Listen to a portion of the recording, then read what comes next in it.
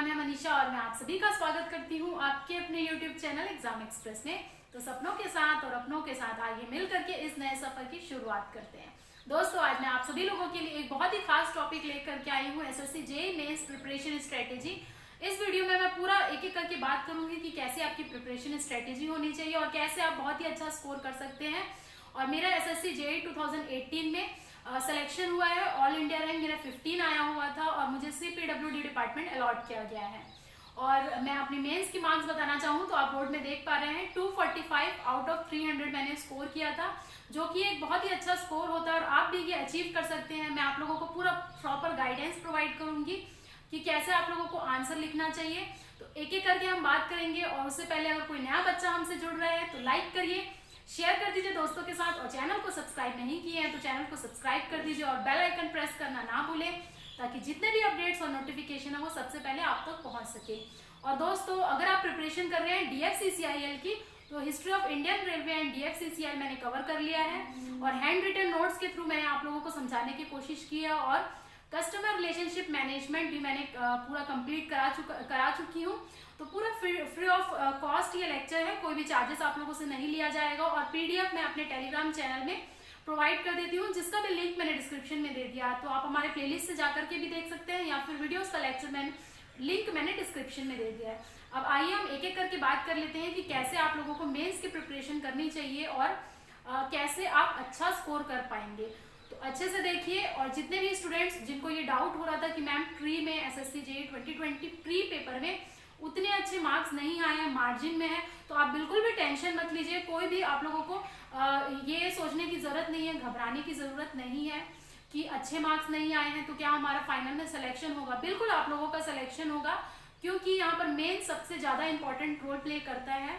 और बहुत सारे स्टूडेंट देखिए ऐसे रहते हैं कि जो बहुत ही आसपास मार्जिन जो रहता है, कट ऑफ जिसे हम कट ऑफ कहते हैं, उसके आसपास ही नंबर लेके आते हैं। किसी का एक नंबर ज्यादा होगा, किसी का एक नंबर कम होगा, ठीक है। टॉपर की बात मैं नहीं कर रही हूँ, हो सकता है बहुत अच्छा भी स्कोर भी किए होंगे, लेकिन उससे आप लोगों को ये सोचने की जरूरत नहीं है कि आपका सिलेक्शन नहीं हुआ। क्योंकि एक दो बच्चों का मेरे पास कमेंट आया था, मैसेजेस आए थे कि मैम बिल्कुल कट ऑफ के पास है। तो देखिए कोई भी दिक्कत नहीं है, आप प्रिपरेशन करिए मेंस का। एक एक करके मैं अच्छे तरीके से आप लोगों को बताऊंगी कि कैसे आप लोगों को लिखना चाहिए, ठीक है। तो देख लीजिए, यहाँ पर SSC JEE मेंस प्रिपरेशन, चाहे अभी आप 2020 लिखने वाले हो तो भी चलेगा, और अगर आप 2021 की प्रिपरेशन कर रहे हैं तो भी आप लोगों को अच्छे से देखना है। और हो सकता है बहुत सारे ऐसे नए बच्चे होंगे जो पहली बार मेंस लिख रहे होंगे, या फिर अगर आप ऑलरेडी दे चुके हैं, एक दो बार मेंस दे चुके हैं और आपका सिलेक्शन नहीं हुआ है, तो आप लोगों को और अच्छे से देखने की जरूरत है कि क्यों आप लोगों का सिलेक्शन नहीं हुआ है, ठीक है। तो देखिए एक एक करके हम बात कर लेते हैं। और देखिए ये rank importance of main paper में यहाँ से आप लोगों से डिस्कस करूंगी। उससे पहले आप लोगों को मेंस का पैटर्न समझना बहुत जरूरी है। तो ये कुछ टॉपिक मैंने लिखा हुआ है, इसके अलावा भी मैं बातें करूंगी आप लोगों से। देखिए सबसे पहले आप लोगों को पैटर्न देखना जरूरी है। तो अगर आप कोई नए हैं, आप बिल्कुल आपका प्री क्वालिफाई है, या फिर अगर बिल्कुल कोई फ्रेश कैंडिडेट है जो प्रिपरेशन करना चाहता है, उनके लिए मैं सबसे पहले ये बोलूंगी कि आप क्या करिए, आप प्रीवियस ईयर जितने भी पेपर्स हैं SSC के, ठीक है। मेरा बैकग्राउंड इलेक्ट्रिकल है, चाहे वो सिविल है, मैकेनिकल है, देखिए तैयारी करने का तरीका आप लोगों का सेम होगा। तो आप क्या करिए, जितने भी प्रीवियस ईयर पेपर्स हैं, जब मैं तैयारी करती थी तो मैं यही करती थी, मुझे कुछ दिन लगता था, जैसे कि मुझे 2 से 3 दिन मैं बस पेपर्स देखा करती थी कि किस टाइप का पैटर्न SSC पूछ रहा है, ठीक है।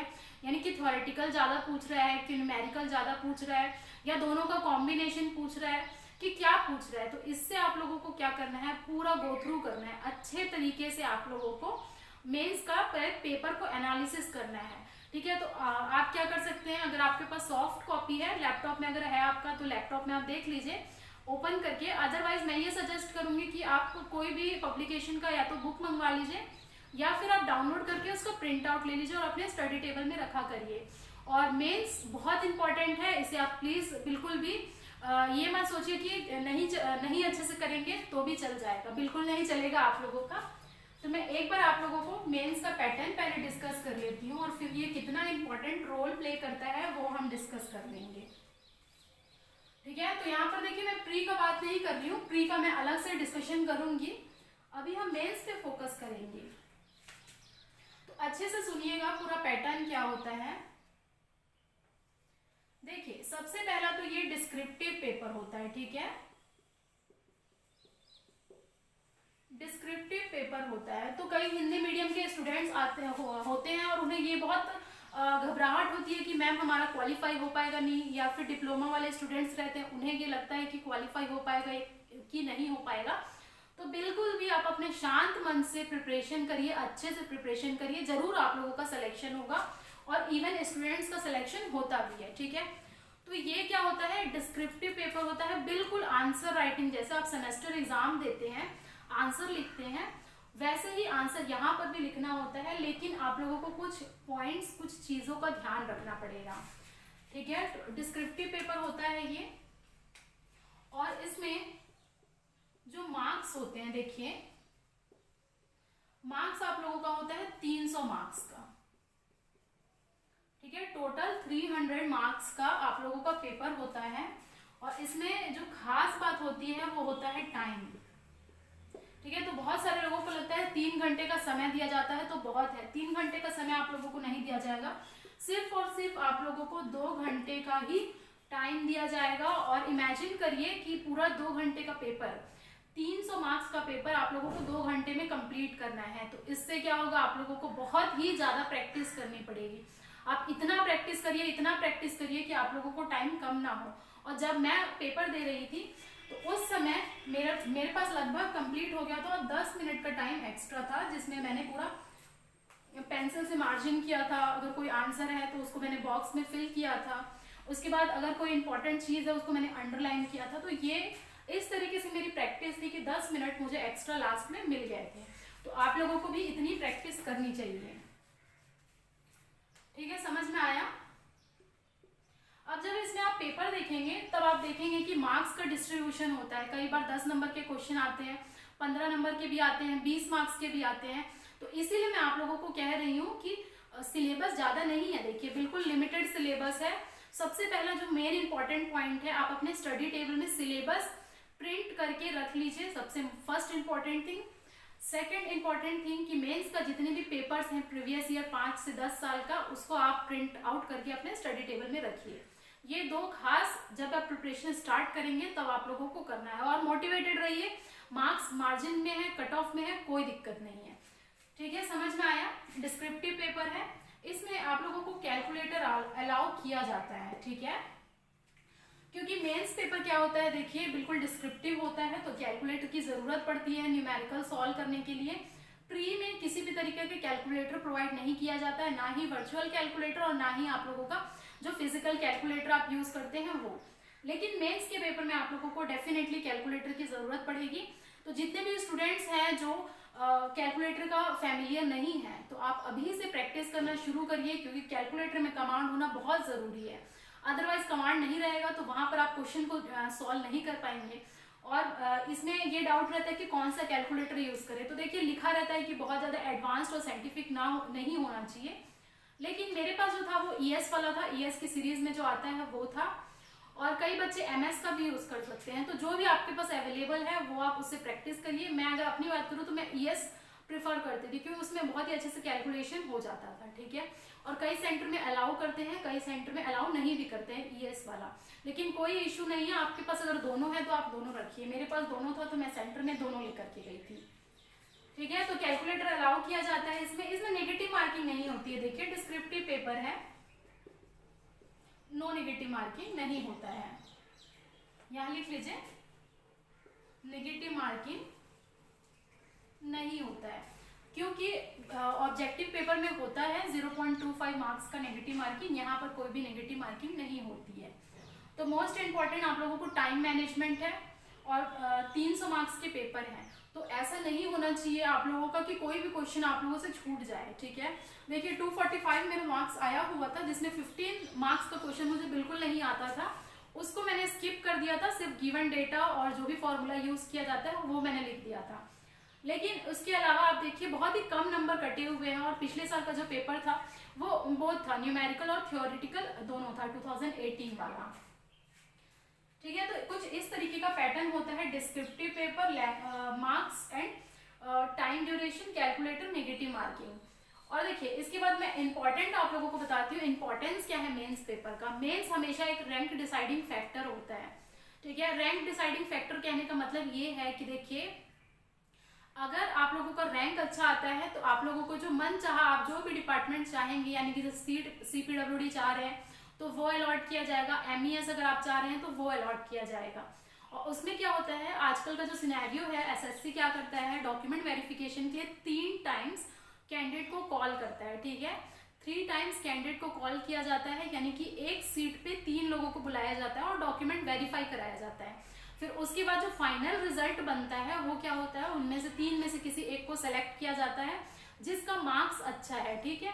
तो कंबाइंड मेरिट लिस्ट बनती है पेपर 1 और पेपर 2 दोनों को ही मिला करके। तो इसमें पेपर 1 के भी मार्क्स जुड़ते हैं, पेपर 2 के भी मार्क्स जुड़ते हैं। लेकिन अगर आप मेंस में अच्छा परफॉर्म करते हैं तो देखिए आपका रैंक अच्छा आएगा, और अगर रैंक अच्छा आएगा, आपके मार्क्स अच्छे आएंगे तो डेफिनेटली आप फाइनल में सेलेक्ट होंगे। तो कुछ इस तरीके से आप प्रिपरेशन करिए कि आपका मेंस बिल्कुल अच्छा हो और आप फाइनल मेरिट में लेकर के अपना मार्क्स आए, नंबर लेके आए, नाम लेके आए। तो आप लोगों को फिर बहुत खुशी होगी और फिर आप लोगों का ये डिपार्टमेंट अलॉट किया जाएगा जैसे मुझे मिला हुआ है, ठीक है। तो देख लीजिए अब इम्पोर्टेंस थोड़ा मैं और बात करूं तो देखिए मेंस क्या होता है, कई लोगों का होता है हैबिट नहीं होती है लिखने की, बहुत ज़्यादा ऑब्जेक्टिव क्वेश्चन सॉल्व करते करते करते करते वो मेंस की तरफ ध्यान ही नहीं देते। लेकिन जो बच्चा मेंस का अच्छा प्रिपरेशन करता है, अच्छा स्कोर लेकर के आते हैं, वो थोड़ा बहुत ऑब्जेक्टिव में कम भी रहे तो भी उनका सिलेक्शन होता है, ठीक है। तो अब आइए हम देख लेते हैं इसमें और क्या क्या चीज़ें होती है मेंशन। तो देखिए मेंस का जो पेपर होता है, आप लोग जब सेंटर में जाएंगे तो सेंटर क्या होता है अलॉट किया जाता है जिस भी आप लोग जोन से भरे हैं। सपोज आपने नॉर्थ जोन से भरा है तो उसमें जितने भी स्कूल वगैरह रहते हैं उसमें जनरली मिलता है मेंस के लिए। तो ऑफलाइन पेपर होता है ये, ठीक है। आप लोगों को क्या करा जाएगा, शीट प्रोवाइड की जाएगी, ठीक है।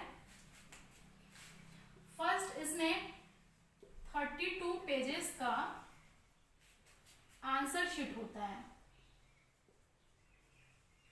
32 मतलब पूरा मिला करके, ठीक है। आगे पीछे 32 पेज के आंसर शीट होते हैं।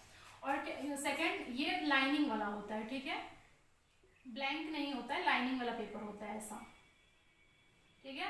तो ऐसा आप लोगों को पेपर प्रोवाइड किया जाता है।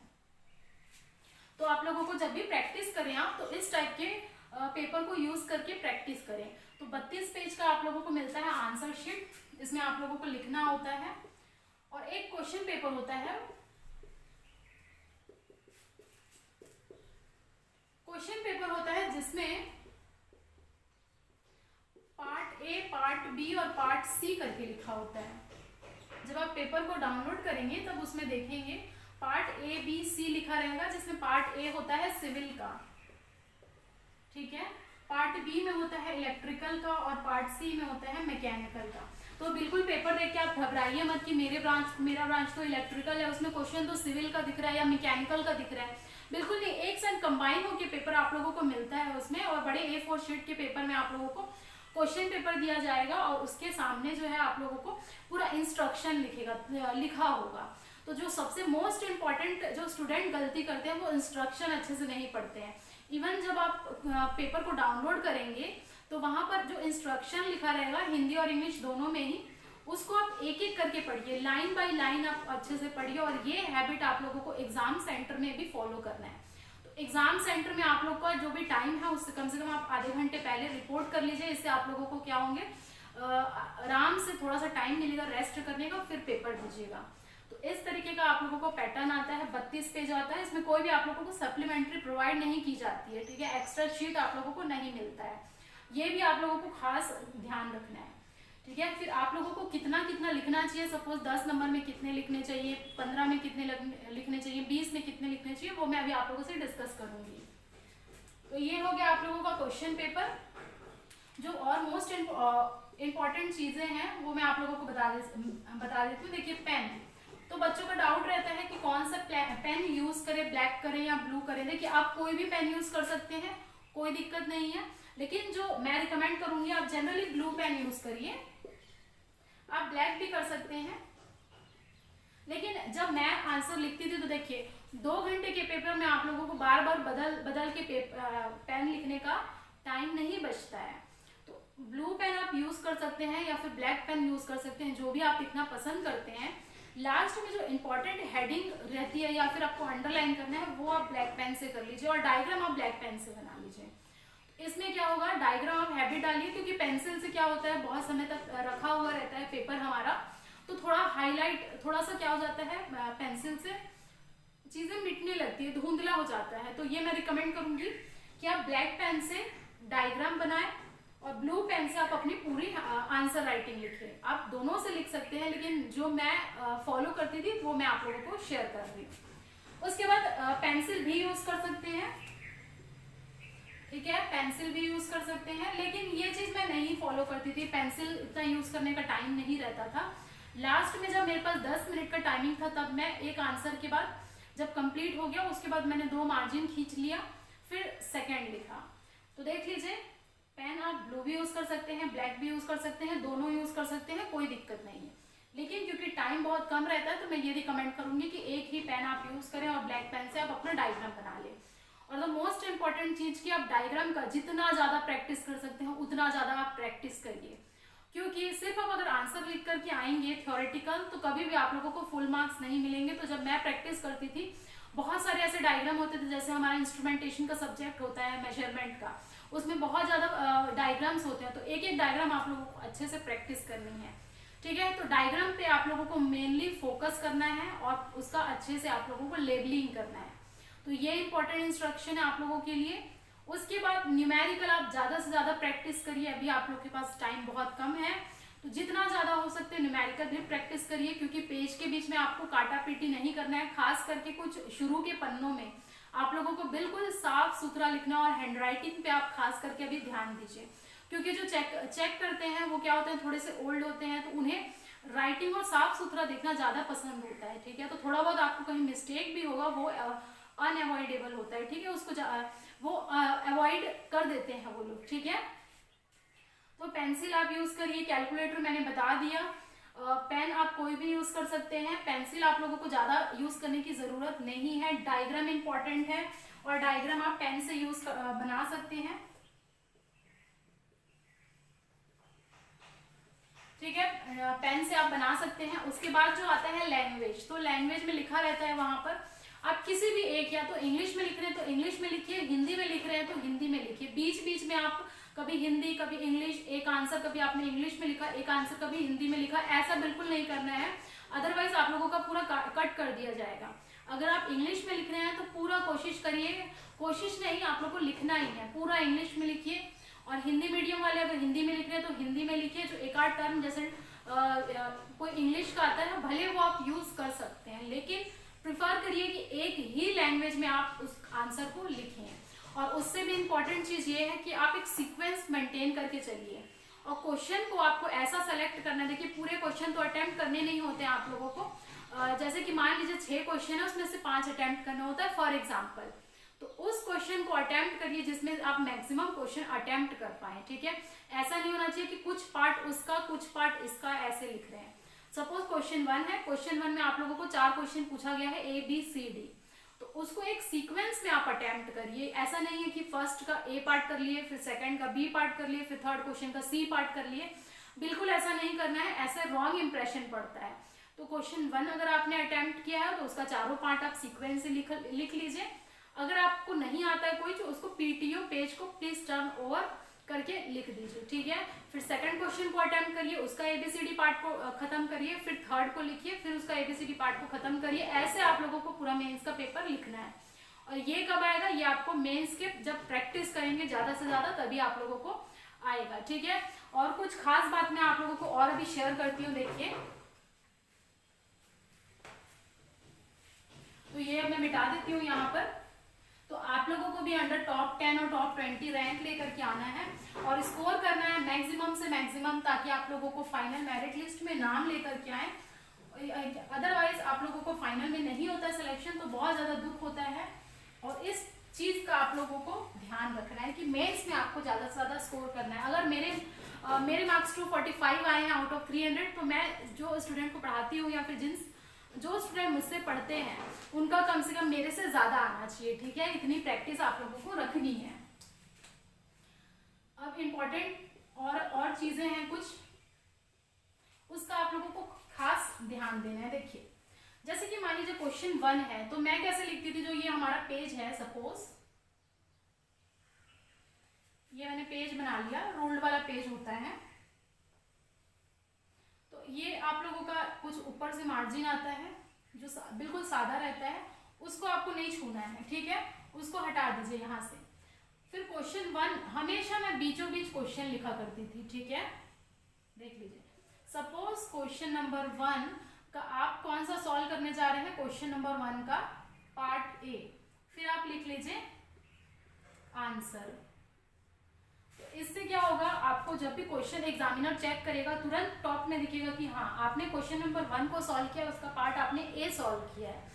अदरवाइज हम कभी साइड में लिख देते हैं, हम कभी उस तरफ लिख देते हैं, तो ऐसा नहीं करना है आप लोगों को। और रफ अगर आपको करना है तो रफ आप लास्ट पेज में कर लीजिए, क्योंकि कई स्टूडेंट्स यहाँ पर साइड में ऐसे मार्जिन खींच देते हैं और फिर यहाँ पर रफ वर्क करते हैं। ऐसा मैं नहीं करती थी, थोड़ा सा आप लोगों का पेजेस अच्छा नहीं दिखेगा, तो आप लास्ट पेज में रफ करिए। और एक्स्ट्रा कोई आप लोगों को शीट प्रोवाइड नहीं की जाती है रफ वर्क करने के लिए, तो आप ऐसा आंसर लिखिए, ठीक है। उसके बाद सबसे पहला आप लोगों को अगर थ्योरेटिकल क्वेश्चन है तो हमेशा थ्योरेटिकल क्वेश्चन को एक डायग्राम के साथ सपोर्ट करना चाहिए। तो आप क्या करिए, सबसे पहला जो भी है उसको हमेशा पॉइंट वाइज लिखा करिए चीजें को, ठीक है, रेदर देन आप लोग पैराग्राफ लिख दिए। जिस भी क्वेश्चन को आप पढ़ना चाहते हैं, सपोज कोई आप मशीन समझाना चाहते हैं, तो मशीन का अगर आप लोग को कंस्ट्रक्शन पूछा है तो पहले आप कंस्ट्रक्शन लिखेंगे, कंस्ट्रक्शन के बाद पॉइंट वाइज पॉइंट लिखा करेंगे आप। कभी भी आप लोगों को थ्योरेटिकल वे में नहीं लिखना है, पैराग्राफ में नहीं लिखना है, ये खास ध्यान देना है। और फिर कंस्ट्रक्शन के साथ में आप लोगों को साइड में अपना डायग्राम बना लिए, ठीक है, और लेबलिंग कर दिए। तो इस तरफ आप लोगों को और इस तरफ आप अपना डायग्राम बना सकते हैं, चाहे तो आप नीचे भी डायग्राम बना सकते हैं, कोई इशू नहीं है। यहाँ पर पूरा थ्योरी लिख दिए, नीचे डायग्राम बना दिए। तो अगर आप लोगों का 5 मार्क्स का कोई क्वेश्चन है तो 1 पेज आप लिखिए, सब सिर्फ और सिर्फ सामने एक पेज लिखिए एक तरफ का। अगर आप लोगों को 10 मार्क्स का है तो 10 मार्क्स में 1.5 पेज आप लोगों को लिखना है, ठीक है, 1.5 पेज, यानी कि एक इस तरफ का और आधा पूरा इस तरफ का सफिशिएंट है, थोड़ा बहुत ऊपर नीचे चल जाएगा। 15 मार्क्स के लिए आपको 2 पेजेस लिखने हैं। ये मैं कोई फिक्स नहीं है, देखिए थोड़ा ऊपर नीचे हो सकता है, न्यूमेरिकल है तो कई बार हम लोगों को न्यूमेरिकल सॉल्व करने में ज़्यादा पेज लग जाता है, कई ऐसे न्यूमेरिकल होते हैं कि एक पेज में ही सॉल्व हो जाता है। तो ऐसा नहीं है, अगर 15 मार्क्स का न्यूमेरिकल है तो हो सकता है वो 1-1.5 पेज में भी आ जाए। ये मैं ऑन एन एवरेज बता रही हूँ। और 20 मार्क्स के लिए अगेन आप क्या कर सकते हैं, 2.5 पे समथिंग लिख सकते हैं। तो ये थ्योरेटिकल के लिए है, मोस्टली ज़्यादातर स्टूडेंट्स ऐसा ही करते हैं और मैंने भी ऐसा फॉलो किया था, कोशिश किया था कि इस सब चीज़ों को ध्यान रखूँ, ठीक है। और न्यूमेरिकल के लिए फिर मैं वही बात कह रही हूँ आप लोगों को, उसमें थोड़ा बहुत ऊपर नीचे हो सकता है। तो आप लोगों को कंस्ट्रक्शन के साथ एक फुल डायग्राम बनाना है, अगर नहीं भी पूछा है तो भी आप लोग थोड़ा बहुत जो जानते हैं डायग्राम वो एक्सप्लेन करनी है।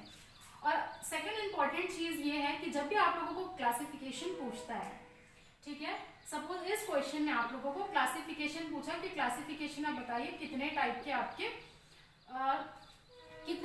मशीन होते हैं, तो हमेशा आप लोगों को कोशिश ये करनी है कि कुछ इस तरीके का शो करना है। हमेशा मैं ये कोशिश करती थी कि हमेशा जिस भी क्वेश्चन में क्लासिफिकेशन आया है, मान लीजिए हम लोग पढ़ रहे हैं एक तो डीसी मशीन, फॉर एग्जाम्पल बता रही हूँ मैं, एसी मशीन, फिर एसी मशीन में हम क्या पढ़ते हैं, हम पढ़ते हैं सिंक्रोनस एंड इंडक्शन और ऑल्सो ट्रांसफॉर्मर। ये बस अभी मैं एग्जाम्पल समझाने के लिए पढ़ रही हूँ। और यहाँ पर थर्ड आता है स्पेशल मशीन। तो हमेशा आप लोगों को ये कोशिश करनी है कि पॉइंट्स में आंसर लिखें विथ अ डायग्राम। सेकंड, जब भी क्लासिफिकेशन की बात आए तो 1, 2, 3 ऐसे ना लिख करके आप ऐसे हमेशा एक्सप्लेन करिए, तो सामने वाला जो एग्जामिनर है उसको तुरंत दिखेगा कि अच्छा ये 3 टाइप का क्लासिफिकेशन है और ऐसे आपने लिखा हुआ है। तो इससे क्या हो जाएगा, इफेक्टिव आप लोगों को मार्क्स मिलेंगे, ठीक है। हो गया ये क्वेश्चन नंबर 1। सिमिलरली अगर कोई क्वेश्चन खत्म होता है उसके बाद लास्ट में जब आप लोगों को टाइम बचता है तो आप उसके बीच में 2 मार्जिन खींच दीजिए कि ये क्वेश्चन मेरा खत्म हो चुका है और फिर मैंने नेक्स्ट क्वेश्चन स्टार्ट किया है, ठीक है। तो ये हुआ थ्योरेटिकल का। अब अगर कोई थ्योरी क्वेश्चन है मान लीजिए, तो थ्योरी क्वेश्चन में क्या करना है, जैसे आपको कोई इंपॉर्टेंट पॉइंट लगा, इंपॉर्टेंट बहुत ज्यादा है तो आप उसको नोट पॉइंट करके लिख सकते हैं, फर्स्ट चीज। या फिर अगर आपको मान लीजिए कोई बहुत इंपॉर्टेंट पॉइंट है तो उसको आप क्या कर लीजिए, लास्ट में अंडरलाइन कर दीजिए। तो अंडरलाइन जब आप करेंगे तो उसमें एग्जामिनर को ये पता चलेगा कि ये इंपॉर्टेंट पॉइंट है और इसको इन्होंने हाईलाइट किया है, तो हाईलाइट आप हमेशा। लेकिन ये सब चीज सेकेंडरी है, आपको आंसर कंप्लीट करना है और जो आप लोगों के 5 से 6 मिनट बचता है लास्ट में, उसी को ही आप लोगों को ये टाइम में इन्वेस्ट करना है, ठीक है। ये हो गया थ्योरेटिकल क्वेश्चन की बातें, मैंने बता दिया। अब आता है न्यूमेरिकल प्रॉब्लम। तो न्यूमेरिकल पे आप लोगों को फुल फोकस करना है, ज्यादा से ज्यादा आप लोगों को क्वेश्चन को सॉल्व करना है। तो अब आप सोच रहे होंगे कि कहाँ से करें न्यूमेरिकल प्रॉब्लम, तो प्रैक्टिस कहाँ से करें। तो जो फर्स्ट आप लोगों का सोर्स होता है मेंस पेपर के लिए, वो होता है पूरे प्रीवियस ईयर पेपर को। तो जब मैं प्रिपरेशन करती थी तो जितने भी प्रीवियस ईयर पेपर थे मैं उसको एक कॉपी में सब्जेक्ट वाइज नोट्स प्रिपेयर करती थी अपने ओन लैंग्वेज में, या फिर थोड़ा बहुत ऊपर नीचे कर करके बुक से देख करके स्टैंडर्ड, फिर अपना खुद का नोट्स प्रिपेयर किया और न्यूमेरिकल के लिए ज़्यादा से ज़्यादा पहले प्रीवियस ईयर पेपर को लगाया। उसके बाद जो मेन जो डिप्लोमा लेवल की बुक होती है, जैसे BL थरेजा होता है, VK मेहता होता है, मैंने उससे पढ़ा था। तो BL थरेजा का वॉल्यूम 1, वॉल्यूम 2 और वॉल्यूम 3 है, वो मैंने कवर किया हुआ था। उससे बहुत सारी चीज़ें आपकी वैसे ही कवर हो जाती है, ठीक है। और जितने भी प्रीवियस ईयर पेपर है मैंने वो सॉल्व किया था। और जो इंजीनियरिंग सर्विसेज एग्जामिनेशन के पेपर होते हैं और जो 5-10 नंबर के क्वेश्चन आते हैं जो इजी होते हैं, वो मैंने सॉल्व किया था, ठीक है। तो नेटवर्क का आपको सबसे ज़्यादा आप लोगों को फोकस करना है, क्योंकि न्यूमेरिकल आते हैं नेटवर्क से ज़्यादा, ठीक है। तो आप सिलेबस को अच्छे तरीके से नोट करिए। अब न्यूमेरिकल के लिए मैं थोड़ा सा इंपॉर्टेंट चीज़ें आप लोगों को बता देती हूँ। सबसे पहला तो आप लोगों को गिवन डेटा लिखना है, जैसे कि हम सेमेस्टर में लिखते हैं, ठीक है। गिवन डेटा, डेटा क्या गिवन है, जो भी आप पॉइंट वाइज लिख लीजिए, जैसे first point, second point, third point, ये 3 चीजें आप लोगों को दी हुई है। थर्ड, अगर आप लोगों को मीटर में से सेंटीमीटर या सेंटीमीटर से मीटर में जाना है, वो भी आप यहाँ पर शो कर सकते हैं। जो सेकेंड इंपॉर्टेंट पॉइंट होती है वो होता है गिवन डेटा के बाद फॉर्मूला यूज्ड। तो बहुत सारे क्वेश्चन होते हैं जिसमें फॉर्मूला यूज किया जाता है, वो भी मैं यहाँ पर लिख दिया करती थी। जैसे जो मान लीजिए कोई 2 फॉर्मूला मैंने यूज करना है, तो ये फॉर्मूला 1, फॉर्मूला 2 मैंने लिख दिया। तो given data, formula used to calculate, third point, ठीक है। टू कैलकुलेट यानी कि मान लीजिए एक क्वेश्चन में 2 चीज आप लोगों से कैलकुलेट करने पूछा है, तो आप 1 और 2 करके ये लिख लीजिए कि मान लीजिए एनर्जी निकालना है, तो पहले पार्ट में एनर्जी निकालना है, उसको आप ऐसे कर लीजिए। सेकेंड पार्ट में आपको पावर निकालना है, ऐसे लिख लीजिए। तो सामने वाला जो पेपर चेक करेगा उसको बहुत सारी चीजें क्लियर हो जाएगी कि हाँ ये गिवन डेटा है, इन्होंने ये फॉर्मूला यूज किया है और कैलकुलेट ये करना है। और उसके बाद आप क्या करिए, फिर कैलकुलेट करना शुरू करिए, ठीक है। फिर आप लोगों को देखना है कि कैलकुलेट क्या करना है। अब आप लिखिए सोल्यूशन, ठीक है। इसके बाद आप लिखिए सोल्यूशन। अब आप सॉल्व करना शुरू करिए स्टेप बाय स्टेप। अगर कोई क्वेश्चन में स्टेप है, जैसे कि स्टेप 1, स्टेप 2, स्टेप 3, तो यहाँ पर लिखते हुए सॉल्व करिए और लास्ट में कुछ आप लोगों का आंसर आएगा।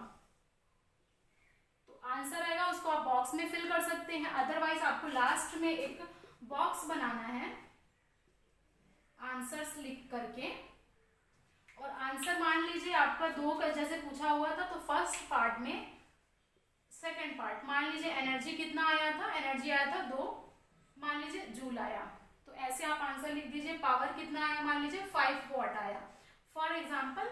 तो ऐसे मैं क्या करती थी, लास्ट में फॉर्मूला में जो भी आपका आंसर आया था मैंने बॉक्स में फिल कर दिया था। इससे जो एग्जामिनर है वो ये देख पाएगा न्यूमेरिकल में कि क्या क्या निकालना है, फॉर्मूला क्या है और उसके बाद इनका आंसर क्या है। और सपोज कई बार ऐसा होता है कि न्यूमेरिकल सॉल्व करते करते लास्ट में आंसर नहीं आया, तो उसको आपको क्या करना है, एक बार क्रॉस वेरीफाई करना है। और बिल्कुल भी आंसर ऐसा लगता है कि अब इसका आंसर नहीं आ पाएगा तो स्टॉप कर देना है, कोई दिक्कत नहीं है। स्टेप मार्किंग आप लोगों को मिल जाती है, थोड़ा बहुत आप लोग को अच्छे से लिखते आना चाहिए। और जिस क्वेश्चन में लगता है कि बिल्कुल भी नहीं आता है ये आंसर, उसमें एटलीस्ट आप गिवन डेटा लिख करके आइए, ठीक है। तो ये सब जो इम्पोर्टेंट चीजें थी एक्सप्लेन किया मैंने, देख लीजिए। और आप लोगों को नोट्स प्रिपेयर जरूर करना है, ठीक है। नोट्स प्रिपेयर करने से ये होगा कि जब भी आपका पेपर आने वाला हो आप फटाफट रिवीजन कर पाएंगे।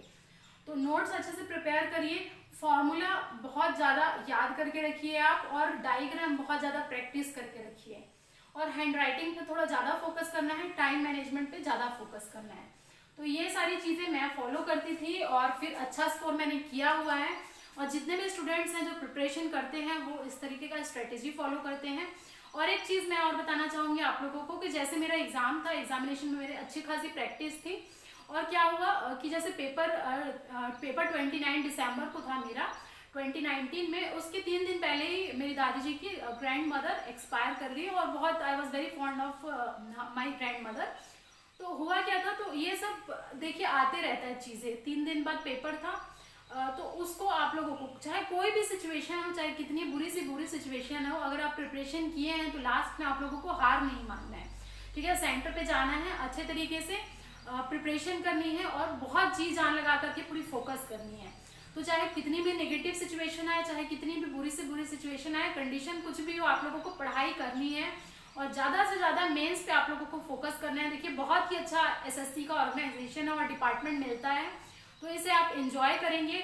और चाहे कोई नया बच्चा तैयारी करना चाहता है तो आप अच्छे से अभी से प्रिपरेशन करिए। इवन आप लोगों को कॉलेज टाइम के इसको यूज़ करना है, ताकि जैसे ही आप पास आउट हो एग्ज़ाम अपना फाइनल ईयर का दे, तभी से आप लोगों का अगर रिक्रूटमेंट आती है तो फटाफट से सिलेक्शन हो जाए। और ऐसा ही आप लोगों को प्रिपरेशन करनी है। देखिए ज़्यादा से ज़्यादा चीज़ें को यूटिलाइज करिए, और हमारे और भी लेक्चर आने वाले हैं देखिए, क्योंकि मेरी ज्वाइनिंग आने वाली थी, इसलिए थोड़ा सा माफ़ी चाहूँगी डिले हो गया, लेकिन मैं कोशिश करूँगी आप लोगों को ज़्यादा से ज़्यादा फ्री कंटेंट प्रोवाइड करने का। तो आई होप आप लोगों को ये पूरा मेंस का समझ में आया। बुक्स अगर आप फॉलो करेंगे तो BL थरेजा आप इलेक्ट्रिकल के लिए यूज़ कर सकते हैं, और पहले तो आप प्रीवियस ईयर पेपर लगाइए, फिर यूज़ कर, अगर टाइम बचता है तो पढ़िए, और उसके बाद अगर आप लोग को और टाइम बचता है तो इंजीनियरिंग सर्विसेज के जो बेसिक क्वेश्चन है उसको सॉल्व करिए, ठीक है। तो देखिए मोस्ट इंपॉर्टेंट यही होता है कि सिलेबस को रख करके आपको क्वेश्चन को एनालाइज करना है, प्रीवियस ईयर क्वेश्चन को ज़्यादा से ज़्यादा सॉल्व करना है, वो सब सारी चीज़ें कवर हो जाएंगी। आप कोई भी पब्लिकेशन की खरीद सकते हैं। मैं अपनी बात करूँ तो मेरे पास मेडिसी पब्लिकेशन का बुक था, तो मैं उसे देख करके सिर्फ उसको फॉलो नहीं किया, मैंने खुद का हैंड रिटन नोट्स प्रिपेयर किया और ज़्यादा से ज़्यादा प्रैक्टिस किया, और कैलकुलेटर का यूज़ मैंने अच्छे से करके 2 घंटे मैंने ये सारा चीज़ फॉलो किया है। तो कोई नया बच्चा अगर हमसे जुड़ रहा है तो लाइक करिए। अगर कोई आप लोगों को और भी कोई चीज़ें पूछनी है तो आप मुझे मेल कर सकते हैं, आप यहाँ कमेंट सेक्शन में कमेंट कर सकते हैं, और आप हमारे टेलीग्राम चैनल से भी जुड़ सकते हैं, ठीक है। तो लेक्चर धीरे धीरे आ जाएगा, आप उसको फॉलो करिए, प्रिपरेशन करिए अच्छे से। तब तक ये मिलते हैं, tata bye bye, wish you all the best for your mains preparation. Thank you very much.